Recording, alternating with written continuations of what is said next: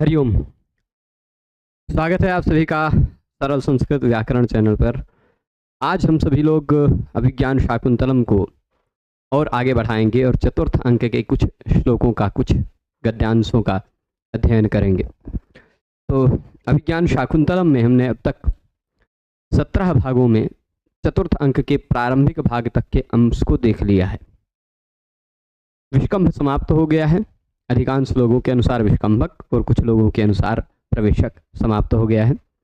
और अब प्रवेश करते हैं, प्रवेश होता है मंच पर सुप्तोत्थितः काश्यप शिष्य।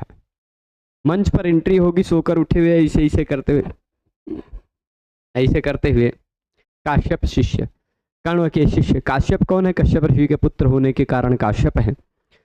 काश्यप कण्व हैं, उनके शिष्य, कण्व ऋषि के शिष्य कोई एक जो सुप्तोत्थितः है, सो करके उठा हुआ है। ततः प्रविशति सुप्तोत्थितः शिष्यः, ऐसा भी पाठ मिलता है, खाली इतना ही मिलता है। ततः प्रविशति सुप्तोत्थितः शिष्यः, तभी प्रवेश होता है सोकर उठे हुए शिष्य का। अब इसके बाद आगे देखिएगा, वेलोपलक्षणार्थमादिष्टोऽस्मि तत्र भवता प्रभासात् प्रतिनिवृत्तेनोपाध्याय काश्यपेन। यहाँ प्रभासात की जगह प्रवासात भी पाठ मिलता है। दोनों अपनी अपनी जगह सही माना जा सकता है। दोनों का अर्थ मैं बता दूंगा। वेलोपलक्षणार्थम आदिष्टोस्मि, वेलोपलक्षणार्थम यानी वेला क्या है, समय क्या है, कितना बज गया, यह देखने के लिए आदिष्टोस्मि तात काश्यपेन। अब काश्यप कौन है? यहाँ सारी बातें सूचित हो रही हैं शिष्य के माध्यम से। वो शिष्य कह रहा है कि अरे सो के उठ के आया है शिष्य बाहर, तो गुरुजी यात्रा से लौट कर आए हैं, यात्रा से लौट कर आए हैं तो सो जाएंगे। सो गए हैं लेकिन फिर भी सुबह होने की प्रतीक्षा चल रही है। वैसी निद्रा होती है ना, सुबह होने की प्रतीक्षा चल रही है, क्योंकि सुबह उन सबको संध्या करनी होती है, प्रातःकालीन अग्निहोत्र करना होता है। तो वेला के उपलक्षण समय के आधार पर होता है ना, क्योंकि उदिते जुहोति अनुदिते जुहोति समयाद्विषिते जुहोति, उदिते अनुदिते चैव समयाद्विषिते तथा सर्वथा वर्तते यज्ञ इति इयं वैदिकी स्मृति, ऐसा जो मनु इत्यादि ने कहा है। उनके अनुसार सबका अलग अलग पक्ष होता है कि हाँ भाई सूर्योदय के बाद याग करना है, सूर्योदय से पहले ही याग करना है, ये सब कुछ अलग अलग होता है। तो वेला का उपलक्षण करके ही ये सब कार्यक्रम संपन्न किए जाते थे। तो कहते हैं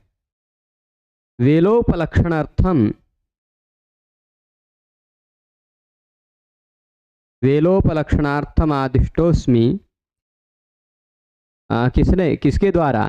तत्र भवता प्रवासात अथवा प्रभासात, प्रवास से अथवा प्रभास से। सोमनाथ के आसपास के क्षेत्र को प्रभास तीर्थ कहा गया है, वह प्रभास का क्षेत्र है। तो प्रभासात प्रतिनिवृत्तेन यानी प्रभास से लौटे हुए तात काश्यपेन अथवा उपाध्याय काश्यपेन, उपावृत्तेन काश्यपेन, उपावृत्त काश्यप कण्व के द्वारा मैं वेला का उपलक्षण करने के लिए, समय का उपलक्षण करने के लिए आदिष्ट हुआ हूँ कि जाओ भाई टाइम देख आओ। अब टाइम देखना है तो घड़ी देखना पड़ेगा, है ना। पहले के समय की घड़ी क्या होती थी, कोई जानता है? पहले के समय की घड़ी सूर्य और चंद्र होते थे, आकाश के तारे होते थे। आकाश में जो वर्तमान तारे दिखाई पड़ रहे हैं वह तारे ही समय के उपलक्षक हुआ करते थे, समय देखने के साधन हुआ करते थे।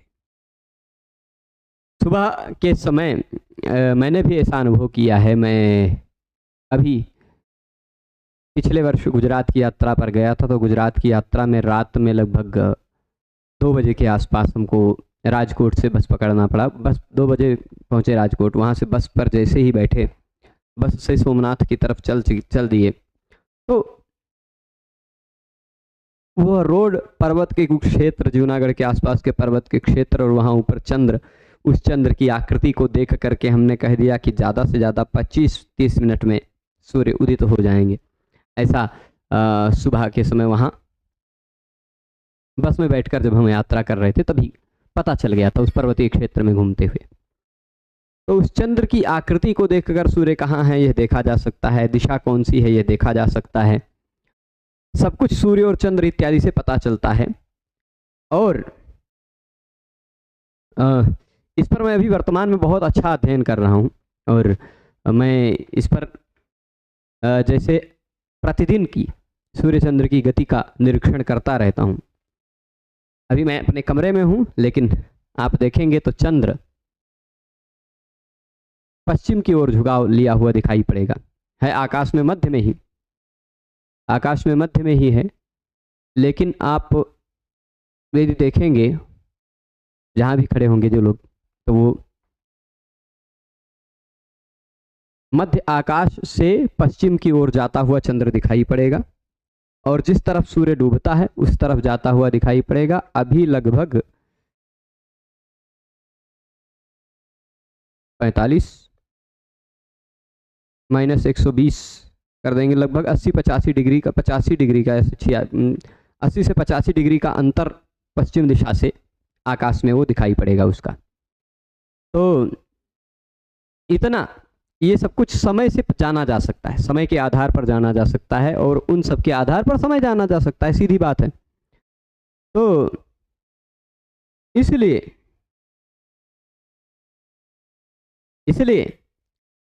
क्या कह रहे हैं कि देखता हूँ, अवलोकयामि किम तावद अवलोकयामि तत्प्रकाशम निर्गत्य तावद अवलोकयामि किम अवशिष्टम रजन्या इति। तो फिर प्रकाश में मैं निकल करके, प्रकाशम निर्गत्य मतलब प्रकाश में निकल करके, तावद अवलोकयामि तब तक देखता हूँ, क्या देखता हूँ, किम अवशिष्टम रजन्या इति। अथवा ऐसे कहते हैं क्या कि तत्प्रकाशम निर्गतस्तावद अवलोकयामि कियद अवशिष्टम रजन्या इति। प्रकाश में निकल करके मैं तब तक देखता हूँ कि रात में अभी कितनी बची है, कितनी रात बची है अभी। ठीक, कुछ लोग हो सकता है चांद देखने चले गए हमारे कहने के कारण। तो ये बता दूं कि आप जहाँ खड़े होंगे वहाँ से दक्षिण दिशा के आकाश में दक्षिण और पश्चिम कोने की दिशा में दिखाई पड़ेगा, पश्चिम की ओर जाता हुआ दिखाई पड़ेगा। पश्चिम की क्षितिज को यदि नाप लें तो पश्चिम की क्षितिज से उसका, यदि आप चंद्र वाला जो चंद्राकार है उससे नापेंगे तो पश्चिम की क्षितिज से लगभग 80 से 85 डिग्री का ही अंतर होगा, उससे ज़्यादा नहीं होगा। तो हाँ, मध्य आकाश से पश्चिम की ओर उसका झुकाव थोड़ा ज़्यादा होगा अभी वर्तमान में। और ये आपको बता दें लगभग 5-6 घंटा और आकाश में रहेगा। 5 घंटा मान लीजिए, 5.5 घंटा। तो अभी लगभग 9:30 और इसमें 5 और जोड़ दीजिए, लगभग 3 बजे सुबह तक आज आकाश में चंद्र रहेगा। 3 बजे सुबह उसका पश्चिम दिशा में डूब जाएगा। तो कियत अवशिष्टम रजन्या इति, कितनी रात बची है ये देख लेते हैं। परिक्रम्य अवलोक्य च, फिर परिक्रमण करते हैं, थोड़ा सा स्टेज पर वह चलता है और फिर देखता है, हंत प्रभातम, हाय ये तो सुबह हो गई। तथा ही ये जो एक श्लोक है, करकंधूनामुपरि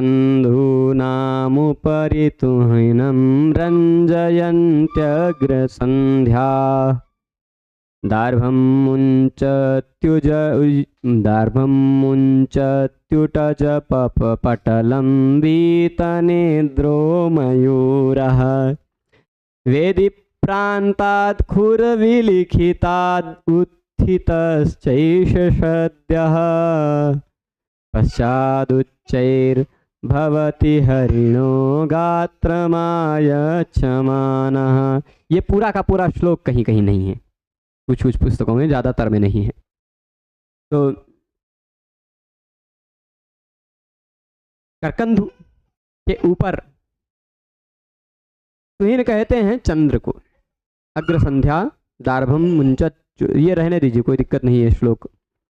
मोर नींद से उठ गया है और फिर उसके बाद उटज पटलम दार्भम मुंचती, उटज पटल के साइड में दिखाई पड़ रहा, मतलब कुटिया के साइड में दिखाई पड़ रहा है वो करकंधु के ऊपर। करकंधु शायद बदरी के फल को कहते हैं ना, करकंधु फलम चिनोति शकरी, हाँ करकंधु बेर को कहते हैं, बेर। उसके ऊपर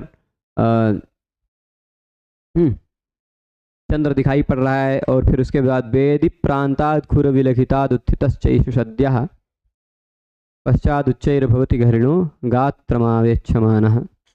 हरिण पहले खुर से ऐसे उठा, वेदी प्रांत से उठा है और उसके खुर से चिन्ह बन गया वेदी प्रांत के आसपास, और जल्दी से उठा है, फिर पीछे से ऊंचे हो रहा है। और हरिण गात्रम आयच्छमानः, अपने शरीर का आयमन करते हुए, शरीर को आयत करता हुआ, शरीर को विस्तृत करता हुआ हरिण जा रहा है। ऐसा सब कुछ देख रहे हैं, जिससे पता चल रहा है कि सुबह हो गई। पर ये जो श्लोक है ये थोड़ा सा ज़्यादातर पुस्तकों में नहीं है। ये दूसरा जो श्लोक है बहुत अच्छा, ये भी नहीं है। पदन्यासं क्षितिधर गुरोर्मूर्ध्नि कृत्वा सुमेरोः क्रान्तं येन क्षपिततमसा मध्यमं धाम विष्णोः सोऽयं सोमः पतति गगनादल्पशेषैर्मयूखैः सूरारोहो भवति महतामप्यभभ्रंशनिष्ठः। हाँ, ये कोई बहुत ज़रूरत नहीं है ये श्लोक का भी, कि क्षितिधर धर गुरोह मूर्ध्नि। क्षितिधर पर्वत, अच्छा, पर्वत के गुरु, पर्वतों में श्रेष्ठ, उस सुमेरु के सिर पर करके पादन्यासम, वो चंद्र जो है सुमेरु के सिर पर पैर रखता हुआ जा रहा है, ऐसा तो कुछ वर्णन किए, पर सुमेरु दिखाई नहीं पड़ेगा। इसलिए ज़्यादातर पाठकर समीक्षकों ने इस पाठ को भी, इस श्लोक को भी नहीं माना है। वो 3-4 श्लोक थोड़े ना बोलेगा कि स्टेज पर पहुंचकर कि भाई ये हो रहा है, ये हो रहा है, ये हो रहा है।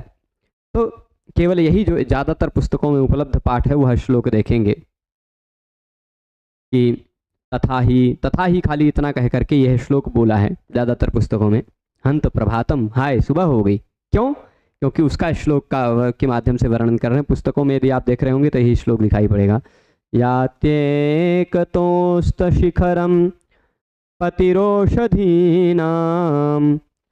आविष्कृतोरुणपुरस्सर एकतोर्कः तेजोद्वयस्य युगपद्व्यसनोदयाभ्याम लोको नियम्यतैवात्मदशान्तरेषु। कह रहे हैं यहाँ आविष्कृतारुण पुरस्सर अथवा आविष्कृतोरुण पुरस्सर, ये दो तरह का मिल रहा है। यहाँ आविष्कृत अरुण पुरस्सर समास कर दिया है, समास नहीं करेंगे तो आविष्कृतोरुण पुरस्सर ये भी चलेगा। चलिए, यात्येकतः अस्तशिखरम पतिरोषधीनाम। याति जा रहे हैं, एकतः एक तरफ से, याति मतलब जा रहे हैं। कौन जा रहे हैं? एकतः एक तरफ से जा रहे हैं, एक तरफ से जा रहे हैं। कहाँ जा रहे हैं? अस्तशिखरम, अस्ताचल पर्वत के शिखर पर। एकतः एक तरफ से, अस्तशिखरम याति, अस्ताचल पर्वत के शिखर पर याति जा रहे हैं। कौन? पतिरोषधीनाम, औषधियों के जो पति हैं, औषधियों के जो स्वामी हैं। वैदिक मंत्रों में भी जो चंद्र का मंत्र है उसमें औषधीना, ये नहीं ब्राह्मणा नाग राजा कहा है ना, औषधि नाम पति कहा गया है चंद्र को। ठीक, इसलिए चंद्र सभी औषधियों में बल का सिंचन करता है। सभी औषधियां चंद्र की मयूख से, चंद्र के किरणों से बलवती होती हैं। सभी औषधियां शक्तिमती होती हैं चंद्र की किरणों के प्रभाव से। तो इसलिए चंद्र को औषधियों का पति कहा गया है। तो एकतः, ऐसा अन्वय समझिएगा, एकतः औषधीनाम पति ही, औषधीनाम पति ही चंद्रः, औषधियों के पति चंद्र जो हैं वह एकतः अस्तशिखरम याति, एकतः एक तरफ से, अस्तशिखरम अस्ताचल पर्वत के शिखर पर पहुंच रहे हैं। एक पर्वत है जिस पर्वत के शिखर पर पहुंचने के बाद डूब जाएंगे। तो अस्तशिखरम एकतः कहा औषधीनाम पति ही याति।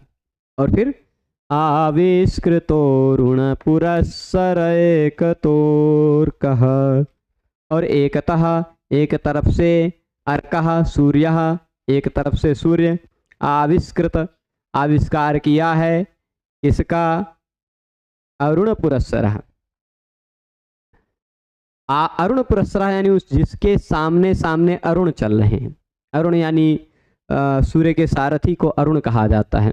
अथवा अरुण कहते हैं लालिमा को, लालिमा को पुरस्सर करके, लालिमा को आगे करके एकतः अर्कः आविष्कृतः, एकतः अर्कः आविष्कृतः, एकतः एक तरफ से अर्कः सूर्यः आविष्कृतः आविष्कृत हुए हैं, प्रकट हुए हैं। एक तरफ से सूर्य प्रकट हैं, एक तरफ से चंद्र अस्त हो रहे हैं।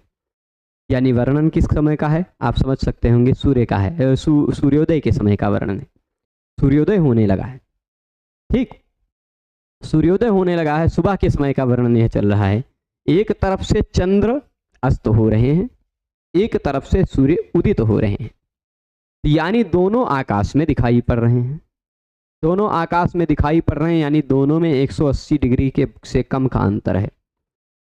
पर एक तरफ से अगर केवल लालिमा है, दिख नहीं पड़ रहे हैं भी, केवल लालिमा है, उदय उगे नहीं है, और एक तरफ से चंद्र डूबने वाले हैं, तो लगभग 180 डिग्री का अंतर है, ऐसा मान लीजिए। और लगभग सूर्य और चंद्र में 180 डिग्री का जो अंतर होता है वह होता है शुक्ल पक्ष की चतुर्दशी, लगभग 180, मतलब समझ लीजिए शुक्ल पक्ष की चतुर्दशी समाप्त होती है 168 डिग्री के अंतर पर, पूर्णिमा समाप्त होती है 180 डिग्री के अंतर पर। और या तो प्रतिपदा होगी कृष्ण पक्ष की, शुक्ल पक्ष की पूर्णिमा के बाद कृष्ण पक्ष वाली प्रतिपदा होगी, उस समय भी प्रारंभ में सूर्य और चंद्र की डिग्री अंतर 181 से लेकर के 192 डिग्री तक का अंतर होता है सूर्य और चंद्र के मध्य। तो वह इन्हीं 3 दिनों का वर्णन है, या तो चतुर्दशी शुक्ल पक्ष की, या पूर्णिमा शुक्ल पक्ष की, या कृष्ण पक्ष की प्रतिपदा, ठीक है। इन्हीं तीनों दिनों में ऐसा संभव हो सकता है कि एक तरफ से सूर्य अस्त उदित हो रहे हों, एक तरफ से चंद्र अस्त हो रहे हों, ठीक है। तो तेजोद्वयस्य युगपत, युगपत तेजोद्वयस्य, यहाँ तेजोद्वयस्य एक साथ शब्द है, अलग अलग नहीं है। तेजसाम द्वयम तेजोद्वयम, तेजोद्वयस्य 2 तेजों का, 2 प्रकाशों का, युगपत एक साथ, व्यसनोदयाभ्याम, व्यसन यानी अस्त होना और उदय यानी उदित होना, ठीक है। ध्यान से फिर से सुनिएगा।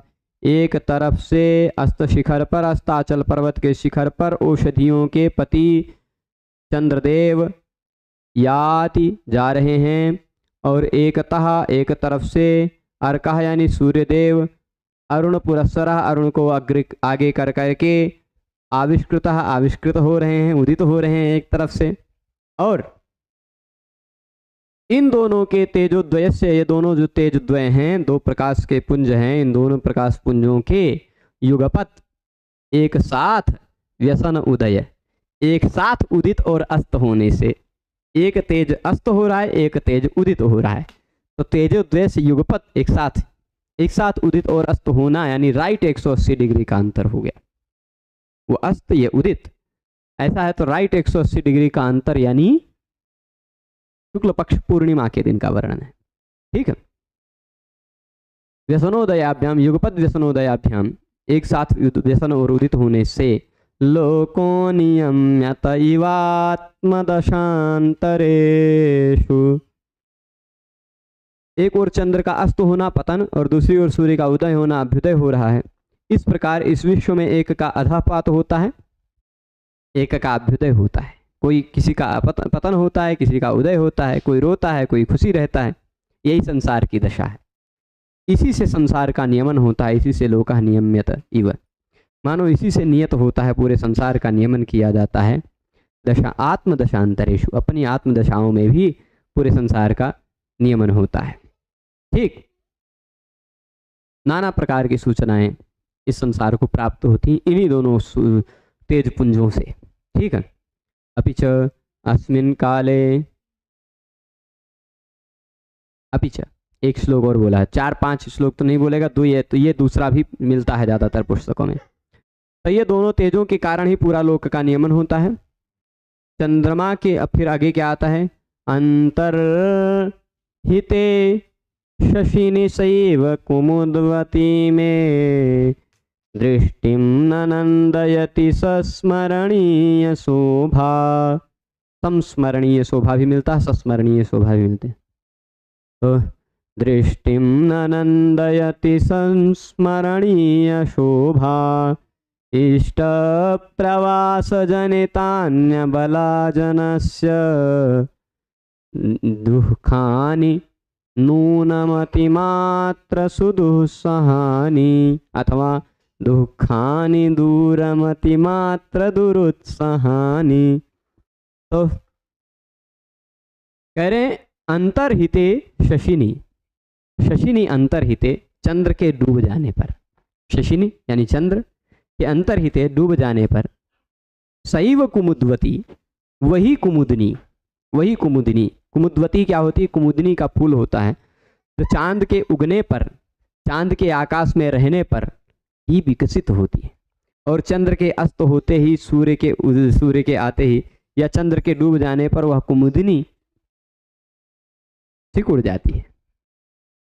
तो सैव कुमुदनी वही कुमुदनी है, वही कुमुदवती, सैव कुमुदवती शशिनी अंतर्हिते वही कुमुदवती है, पर शशि यानी चंद्र के अंतर्हित हो जाने पर, डूब जाने पर, मैं दृष्टिम न नंदयति मेरी दृष्टि को आनंदित नहीं कर रही है। अगर चंद्र हैं आकाश में तो कुमुदनी खिली हुई है, चंद्र हैं आकाश में तो कुमुदनी खिली हुई है, यानी कुमुदनी अत्यंत आकर्षक दिखाई पड़ती है। और यदि चंद्र डूब गए, चंद्रास्त हो गया, तो कुमुदनी सिकुड़ गई, तो सिकुड़े हुए फूल कहाँ सुंदर लगते हैं? खिले हुए विकसित फूल ही ज़्यादा सुंदर लगते हैं।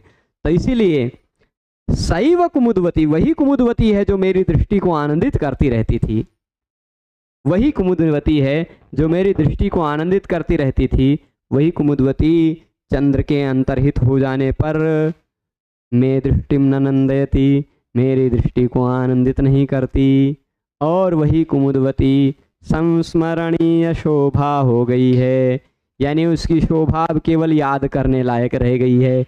अब उसकी वह शोभा देखी नहीं जा सकती है, केवल याद किया जा सकता है। ठीक है। दृष्टिम न नंदयति संस्मरणीय शोभा, वह दृष्टि को आनंदित नहीं कर रही है, केवल स्मरण करने लायक रह गई है उसकी शोभा। तो उसके आगे क्या कह रहे हैं? इष्ट प्रवास जनितान्य बलाजनस्य दुःखानि नूनमतिमात्र सुदुस्सहानि। अबलाजनस्य स्त्रीजन जो होती है ना, यहाँ कुमुदवती है स्त्री और शशि है चंद्र, पुल्लिंग शब्द है, शशि पुल्लिंग शब्द है, कुमुदवती स्त्रीलिंग शब्द है, समझने का प्रयास कीजिएगा। शशि यानी पुल्लिंग जब अंतर्हित हो जाता है, अंतर्ध्यान हो जाता है, तो कुमुदवती कुमुदनी जो स्त्रीलिंग है वह दृष्टि को आनंदित नहीं करती किसी की, और उसकी शोभा फिर स्मरण करने लायक ही रह जाती, उसकी वह शोभा नहीं बचती शशि के अंतर्ध्यान हो जाने पर। क्यों? क्योंकि इष्ट प्रवास जनितान्य बलाजनस्य, अबलाजनस्य यानी स्त्री जनस्य, अबला स्त्री के सूचक शब्द है, तो अबलाजनस्य स्त्री जन के लिए इष्ट प्रवास जनितानि, इष्ट व्यक्ति जो है उनका प्रिय व्यक्ति जो है, उस प्रिय व्यक्ति के प्रवास, इष्ट प्रवास, यहाँ देखिएगा, इष्ट व्यक्ति के प्रवास से जनित, इष्ट प्रवास जनितानि, इष्ट व्यक्ति के प्रवास से जो जनित दुखानि, इष्ट प्रवास जनितानि दुखानि, इष्ट प्रवास जनित जो दुख हैं किनके लिए? अबलाजनस्य स्त्रीजनस्य, स्त्रीजनों के लिए इष्ट प्रवास से जनित जो दुख है वह, यहाँ जो अंतिम शब्द है वह ज़्यादातर पुस्तकों में अलग मिलता है, नूनमतिमात्र सुदुस्सहानि। नूनम निश्चित ही, अतिमात्रा अत्यधिक मात्रा में, सुदुस्सहानि अत्यधिक मात्रा में बहुत ज़्यादा दुस्सह होते हैं। देखिए, अबला जन को जो व्यक्ति प्रिय है, जो व्यक्ति उनका इष्ट है, वह व्यक्ति उनके पास रहे तो उनको अच्छा लगता है। वही व्यक्ति प्रवास कर जाता है, यात्रा पर चला जाता है, कहीं चला जाता है, दूर चला जाता है, तो उससे जो दुख होता है अबला जनों को, वह दुख उनके लिए असह्य होता है। असह्य नहीं, अत्यधिक असह्यतम होता है। ठीक, तो दुखानि, अब इस यहाँ ऐसा क्यों कह रहे हैं? यहाँ ऐसा क्या वर्णन आ गया कि शिष्य को ऐसा कुछ कहने की आवश्यकता पड़ गई? शिष्य के मुख से यहाँ कवि कहलवा रहे हैं कालिदास जी कि वही चंद्र के, अब शशि शब्द से यहाँ ध्वनि के रूप में ले लीजिए चंद्रवंशी दुष्यंत, दुष्यंत अब अंतर्हित हो गए, चले गए हैं। तो वही कुमुदवती, कुमुदवती से ले लीजिए शकुंतला, वही शकुंतला की शोभा संस्मरणीय ही केवल रह गई है, वह अब दृष्टि को आनंदित नहीं करती है ना। क्यों? क्योंकि वह स्त्री जन है, उसके इष्ट का, व्यक्ति का प्रवास हो गया, उससे इष्ट प्रवास जनित जो दुख है उसको, वह निश्चित ही उसके लिए अत्यधिक दुस्सह है। ठीक, यह भी बात अन्योक्ति के माध्यम से सूचित हो रही है।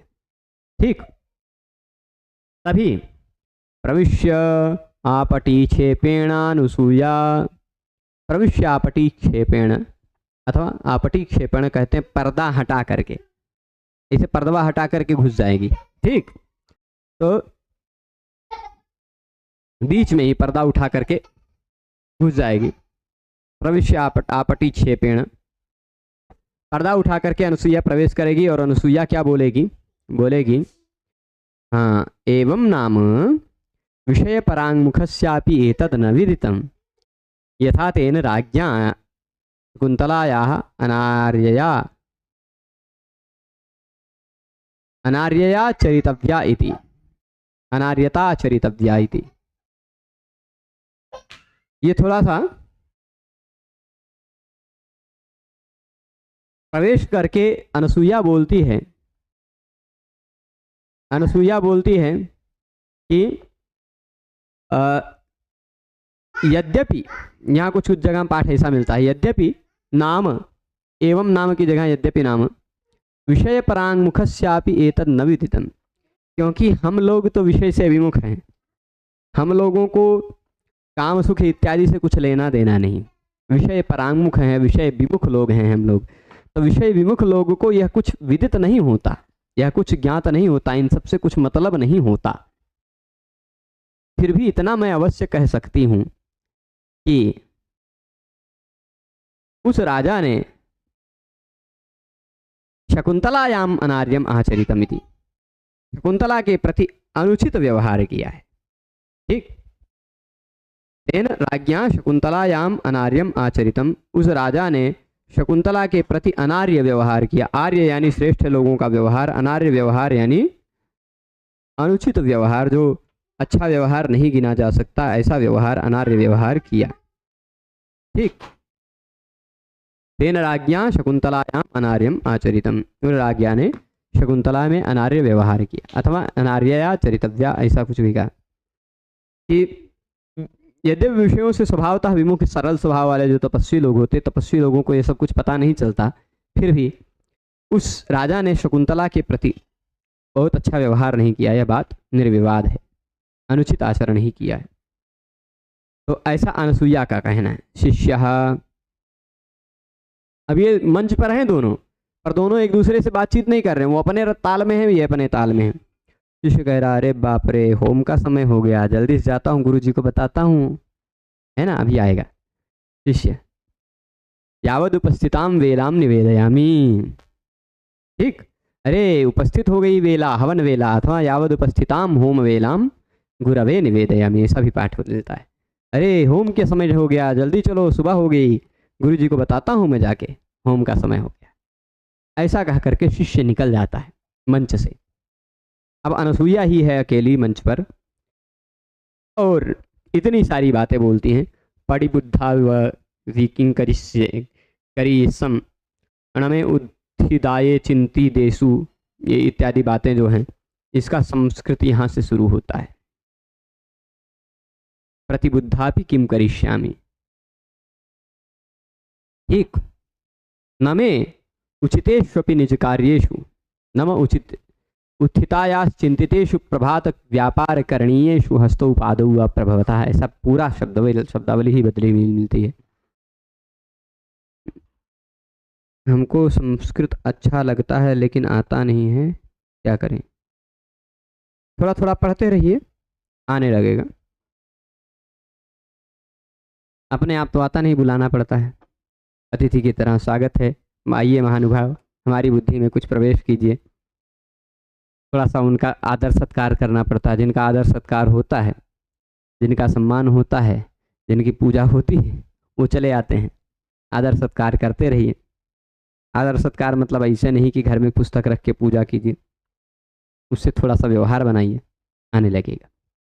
ठीक है, तो अब चलिए, प्रतिबुद्धापि किम करिष्यामि अथवा प्रतिबुद्धापि किम करिष्ये, उठ करके भी मैं क्या करूंगी, क्यों, न मे उचितेष्वपि निज कार्ये हस्तपादम प्रसरति। उचित भी है जो ऐसे निज कार्य, अपने कार्य में, न मे हस्तपादम प्रसरति, मेरा हाथ पैर नहीं चल रहा। जो उचित भी हैं ऐसे निज कार्यों में, अपने कार्यों में, न मे हस्तपादम प्रसरति, हाथ पैर मेरे बिल्कुल नहीं प्रसरित हो रहे हैं, बिल्कुल नहीं चल रहे हैं। ठीक है, तो काम इदानीम सकामो भवतु, यहाँ कुछ सकाम इदानीम कामो भवतु अथवा काम इदानीम सकामो भवतु, ये कह रहे हैं उठ कर के भी मैं क्या करूंगी, उठ तो गई हूँ लेकिन उठकर भी क्या करूंगी, मैं उठी हुई हूँ फिर भी मैं जो सोची थी, सुबह का व्यापार, सुबह का करणीय, सुबह जो कुछ करना चाहिए वो सब काम में हाथ पैर चल नहीं रहे। कामदेव ही अभी सकाम हो, ठीक, काम इदानीम सकामं भवतु।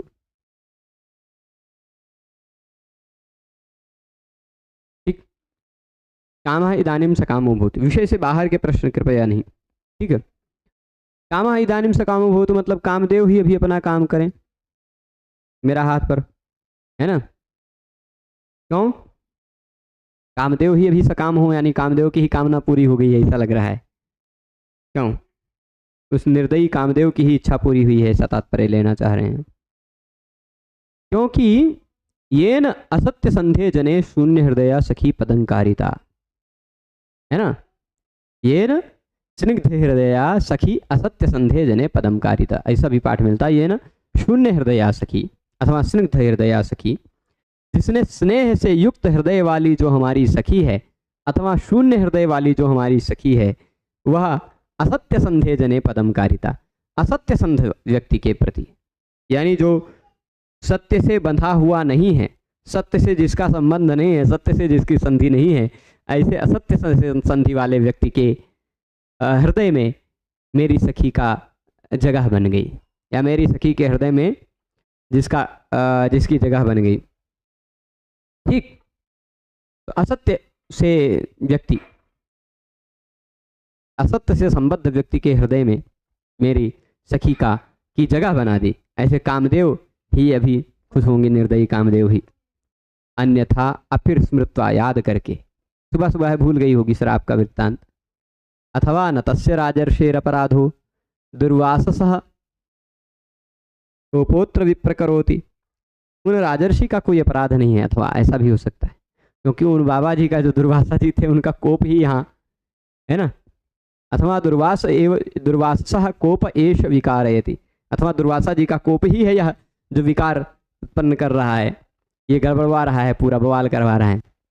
अन्यथा कथम तादृशो राजर्षि तादृशानि वचनानि मंत्रयित्वा एतावतोपि कालस्य लेखमात्रमपि न विसर्जयति। कह रहे हैं कि अन्यथा कथम तादृशः राजर्षि, अन्यथा दुर्वासा जी का शाप ही ये सब कुछ गड़बड़ कर रहा है, नहीं तो कैसे वैसे राजर्षि वैसे अद्भुत वचनों को बोल करके, मीठे मीठे वचनों को बोलकर, बड़े शकुंतला मैं तुमसे गांधर्व विवाह कर लिया हूँ, मैं तुम्हें बस यही अंगूठी में लिखे हुए अक्षरों को गिनते रहो, इतने ही दिन में आकर तुम्हें ले जाऊंगा, इत्यादि वचनों को मन की मंत्रणा करके, बातें बोल करके, इतना समय बीत गया फिर भी लेटर भी नहीं भेज रहा है। लेखमात्रम अपि न विसर्जयति, लेखमात्रम अपि, लेखमात्र भी, पत्रमात्र भी न विसर्जति, ऐसा भी पाठ मिलता, अथवा न विसर्जयति, नहीं भेज रहा है, लेटर भी नहीं छोड़ रहे हैं, एक लेटर ही छोड़ देते, बता देते, तो सोचती है फिर ऐसे। तो तदितो अभिज्ञानम अंगुलीयकम तस्य विसृजावः, अथवा यहाँ पाठ क्या दूसरा मिलता है, इदम अंगुलीयम अस्याभिज्ञानम विसर्जयामः। एक काम करते, वो जो अंगूठी है वही अंगूठी उनके पास भिजवा देते हैं, अंगूठी देखते ही उनको याद आ जाएगा, फिर वो लेटर भेजेंगे या खुद चले आएंगे ले जाने, है ना, विसर्जयामः।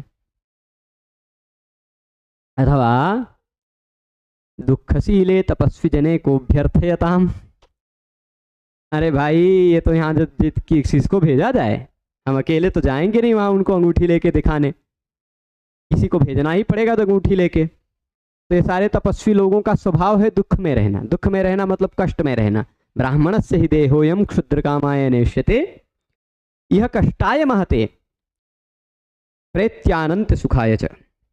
ब्राह्मण का जो देह है वह सबकी मान्यता यह होती है कि यह क्षुद्र कर्मों के लिए नहीं बनी है, यह यहाँ इस लोक में बहुत महान कष्ट की प्राप्ति के लिए है, और प्रेत्य परलोक में जाकर के अनंत सुख की प्राप्ति के लिए है। यह कष्टाय महते, यहाँ पर बहुत महान कष्ट के लिए है, और प्रेत्य अनंत सुखाय च, प्रेत्य मरने के बाद अनंत सुख की प्राप्ति के लिए। ठीक, तो ये बात हो गई। प्रभास यानी ये दुखशीले तपस्वी जने, तपस्वी जन ज्यादातर जो हैं, जितने भी तपस्वी जन हैं उनका स्वभाव है, जितने भी तपस्वी जन हैं उनका स्वभाव क्या है? उनका स्वभाव है दुख में रहना, कष्ट में रहना, कठिनाई से जीवन व्यतीत करना, तपस्या करना, कठिन से कठिन काम करना। ऐसे लोगों में से भला किसको कहें कि जाइए तनी लेटर पहुंचा दीजिए, यही अंगूठी लेके पहुंचा दीजिए राजा दुष्यंत के पास, किससे कहें? को अभ्यर्थ्यताम, है ना। तो दुखशीले तपस्वी जने को अभ्यर्थ्यताम होना चाहिए, अभ्यर्थताम हो गया, अभ्यर्थ्यताम है, था के बाद यह है, था आधा है। न सखी गमनेन दोष इति व्यवसितुम इदानीं पारयामः। तभी कहते हैं ननु सखीगामी दोष इति व्यवसितापि न पारयितुम न पारयामि प्रवास प्रतिनिवृत्तस्य तात काश्यपस्य दुष्यंत परिणीताम आपन्न सत्वाम शकुंतलाम निवेदयितुम। ऐसा पाठ मिलता है कि हमारी सखी के अंदर ही दोष है। ननु सखी गमनेन दोषः इति व्यवसितुम इदानीं पारयामि। सखी गमनेन दोषः, सखी गम के जाने से, ये पाठ जो है यहाँ दिखाई पड़ रहा है उसमें ऐसा है कि सखी के जाने पर अगर सखी ही अंगूठी लेके सीधे पहुँच जाए वहाँ तो उसमें कोई दोष नहीं है, ऐसा मैं समझ पा रही हूँ, ऐसा सोचती है। पर प्रभास निवृत्तस्य तात काश्यपस्य दुष्यंत परिणीताम आपन्न सत्वाम कोपि शकुंतलाम निवेदयिष्यति। कह रहे हैं कि प्रभास से लौटे हुए तात काश्यप हैं, उनसे दुष्यंत के साथ विवाह की हुई दुष्यंत परिणीताम आपन्न सत्वाम कोपि शकुंतलाम निवेदयिष्यति। ऐसा कोई शकुंतला के बारे में बात बताएगा? ये तो का दुष्यंत से विवाह कर चुकी है और गर्भवती हो चुकी हैं। इत्थंगते किन्नु खल्lu अस्माभिः कर्तव्यम, यदि ऐसा हो गया तो हमको क्या करना चाहिए? ये बात यहाँ इस तरह मिलती है, पर ज़्यादातर पुस्तकों में इससे ज़्यादा रमणीय ढंग से मिलती है। वह ऐसा है कि प्रवास से प्रतिनिवृत्त जो हैं, प्रवास से जो लौट कर आए हैं, ऐसे तात काश्यप, ऐसे तात काश्यप के दुष्यंत परिणीताम, दुष्यंत से के साथ विवाह की हुई, आपन्न सत्वाम, गर्भवती हो चुकी, शकुंतलाम निवेदयितुम न पारयामि, मैं नहीं बता सकती हूँ कि आपकी बेटी शकुंतला का तो दुष्यंत के साथ विवाह हो गया और वो तो गर्भवती भी हो गई, ऐसा कैसे बता सकती हूँ मैं? न पारयामि निवेदयितुम। ठीक है। और इत्थम गते अस्माभिः किम करणीयम, यदि ऐसी बात हो गई तो अब क्या किया जाए? ठीक। ततः प्रविशति प्रियंवदा, तभी प्रवेश होता है, मंच पर एंट्री होती है प्रियंवदा की, और प्रियंवदा कहती है अनसूये शकुंतलाये पत्थान कौतुकानि करे अत्तु। मतलब यह है, स्टेज पर एंट्री होती है अनसूया की, और अनसूया कहती है, अरे अनसूया, प्रियंवदा की एंट्री होती है और प्रियंवदा कहती है सहर्षम, हर्षपूर्वक कहती है कि सखी त्वरस्व शकुंतलायाः प्रस्थान कौतुकम निर्वर्तयितुम। अरे सखी जल्दी करो, शकुंतला की विदाई की तैयारी करनी है। ठीक। शकुंतलायाः प्रस्थान कौतुकम अथवा शकुंतलायाः प्रस्थान कौतुकानि क्रियन्ताम, शकुंतला के प्रस्थान के कौतुक की व्यवस्था की जाए, शकुंतला के प्रस्थान के आश्चर्य को देखा जाए। ठीक। कि यहाँ सखी जल्दी करो, शकुंतला के विवाह के जो मांगलिक कार्य हैं उनको निपटाने की बात आ रही है। तो अरे बाप रे, विदाई की बात आ गई है। तो अपने मन में उलझ पुलझ रही थी अनसूया, तब तक प्रियंवदा आ गई, पूरी सुलझा दी। सखी कथमेतत्, अरे सखी ऐसा कैसे हो गया, सखी कथमेतत्, ये ऐसा कैसे हो गया कि विदाई की बात आ गई। तो प्रियंवदा बोलेगी, पूरा जो बात बोल रही है प्राकृत भाषा में है, यहाँ से सुनते हैं। अनसूये शृणु इदानीम, अनसूये सुनो अभी, सुख शयित विबुद्धायाः शकुन्तलायाः समीपं गतास्मि, यावत् तां लज्जावनतमुखीं परिष्वज्यतात कश्यपोऽभिनन्दति, दृष्ट्या धूमोपरुद्ध दृष्टेरपि जनस्य पावके एव आहुतिः पतिता, सुशिष्य प्रतिपादितेव विद्या अशोचनीया में संवृत्ता, तत् अद्यैव वर्षि परिगृहीतां तां भर्तुस्सकाशं विसर्जयामीति। शृणु, वो कहती हैं अनसूये शृणु, अनसूया सुनो, इदानीम सुख सवन पृच्छिका। यहाँ थोड़ा सा जो ये पाठ मिल रहा है इसका जल्दी से अर्थ बता देते हैं, फिर जो पुस्तकों में मिलता है वो देखते हैं। शृणु, अभी मैं सुख सहित विबुद्धायाः शकुन्तलायाः समीपम गतास्मि, सुखपूर्वक सो करके जगी हुई शकुंतला के समीप मैं गई थी अभी अभी, और जब तक मैं उस लज्जा से झुकी हुई मुख वाली शकुंतला को देखती तब तक मैं यह देख रही थी कि उस लज्जा से झुकी हुई मुख वाली उस शकुंतला को गले लगा करके तात काश्यप अभिनंदन कर रहे थे, कारण उसका अभिनंदन कर रहे थे सुखपूर्वक कि दृष्टिया धूमोपरुद्ध दृष्टेरपि, दृष्टिया यानी सौभाग्य से, धुएं से, जब आप यज्ञ करते हैं हवन करते हैं बैठते हैं तो धुआं लगता है आंख में, तो धूम से उपरुद्ध दृष्टि वाले व्यक्ति की भी आग में ही आहुति गिर गई। अब इसी समय जब धूम से आंख वो रहता है तो ऐसे ऐसे करते हैं, ऐसे करते हैं और आहुति डालते हैं, पता चलता है कभी कभी आहुति आंखियां बंद रहने पर आग के बाहर ही गिर जाती है। ठीक, बहुत बढ़िया है सूक्ति। तो सौभाग्य की बात है। अब देखिए काश्यप हैं, ये नित्य अग्निहोत्र इत्यादि करने वाले व्यक्ति हैं, इसलिए अग्निहोत्र की टाइप की ही बात कर रहे हैं कि सौभाग्य से धुएं से आंख व्यग्र आंख वाले व्यक्ति की भी आहुति आग में ही गिर गई। मतलब मैं तो देख ही नहीं रहा था, पर मुझे जो आहुति देनी थी वो आहुति एकदम सही जगह पे जाके गिरी। ठीक, तो सुशिष्य प्रतिपादिता एवं विद्या असूचनीया में समृद्धा। जैसे अच्छे शिष्य को विद्या दे दी जाती है तो फिर उसके बारे में चिंतन नहीं किया जाता, अब उस विद्या का प्रचार अच्छे से होगा तो वह विद्या अशोचनीय जैसे हो जाती है, वैसे तुम भी मेरे लिए अशोचनीय हो गई हो, अब तुम्हारे बारे में कोई चिंतन करने की जरूरत ही नहीं बची। ठीक, तद अद्यैव वर्ष भी परिगृहीताम, आज ही मैं ऋषियों से परिगृहित करके तुम्हें भर्ता के पास भेज देता हूँ, ऐसा कह रहे हैं। और यहाँ जो पुस्तक में मिलता है पाठ वहाँ पर ऐसा है, इदानीम सुखशयन पृच्छिका, शृणु इदानीम सुखशयन पृच्छिका, सुनो अभी मैं सुखशयन, अरे शकुंतला अच्छे से नींद आई कि नहीं आई, शकुंतला अच्छे से नींद आई कि नहीं आई, ऐसा पूछने की इच्छा से मैं शकुंतला के पास गई थी। ततो यावदेनाम लज्जावनतमुखीं परिष्वज्यतात कश्यपेन एवं अभिनंदितम, तभी मैंने वहाँ देखा कि उस लज्जा से झुकी हुई मुख वाली शकुंतला को गले लगा करके तात कश्यप ऐसा अभिनंदन करते हुए कह रहे थे।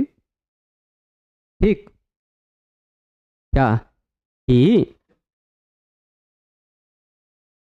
दृष्टिया धूमाकुलित दृष्टेरपि, सौभाग्य से धूम से आकुलित दृष्टि वाले, धूमोपरुद्ध दृष्टेरपि की जगह धूमाकुलित दृष्टेरपि, धूम से आकुलित दृष्टि वाले व्यक्ति की भी जनस्य पावक एव आहुति पतिता, पावक एव आहुति पतिता, ऐसा पाठ सेम है, पावक में ही आहुति गिर गई है ना।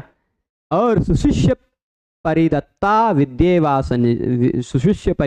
विद्येवाशोचनीया संवृत्ता, तात्पर्य की यह है, धुआं होता है तो धुएं से आकुलित आंख हो जाती है। जब धुआं लगता है आंख में तो क्या हो जाता है वो सबको पता है। ठीक, धुएं से ऐसे ऐसे होने लगता है, आंख से पानी आने लग जाता है, आंख से धुंधला हो जाता है, आंख बंद हो जाती है, तो फिर आहुति और फिर उसी में पंडित जी स्वाहा बोले रहे हैं, स्वाहा आंख में लगा हुआ है तो स्वाहा बोलना है, तब तो डालना ही है तो सौभाग्य से ही आग में ही आहुति पड़ जाती है स्वाहा करते हैं, है ना। तो सुशिष्य परिदत्ता, अच्छे शिष्य को दी हुई विद्या की तरह तुम अशोचनीय हो गई हो। मतलब तुम्हारे बारे में अब कोई शोक करने की आवश्यकता नहीं, कोई चिंतन करने की आवश्यकता नहीं। जी तुम्हारे बारे में ही तो टेंशन करते हुए प्रभास तीर्थ गए थे, सोम तीर्थ गए थे, उसके अनिष्ट का निवारण करने के लिए ही तो गए थे। तो अब तो तुम्हारे बारे में अब कोई टेंशन करने की जरूरत ही नहीं है। ठीक, तो अद्यैव ऋषि रक्षिताम ताम भर्तु सकाशम विसर्जयामी थी। आज ही ऋषियों के द्वारा सुरक्षित तुम्हें मैं तुम्हारे भर्ता के पास पहुंचा दूंगा, ऐसा कहती है। ठीक है, ये बात हो गई। अब अनसुईया कहती है अथ केन आख्यातस्तातस्यायं शकुंतला वृत्तान्तः। शकुंतला कहती अथ केन सूचितस्तात काश्यपस्य वृत्तान्तः।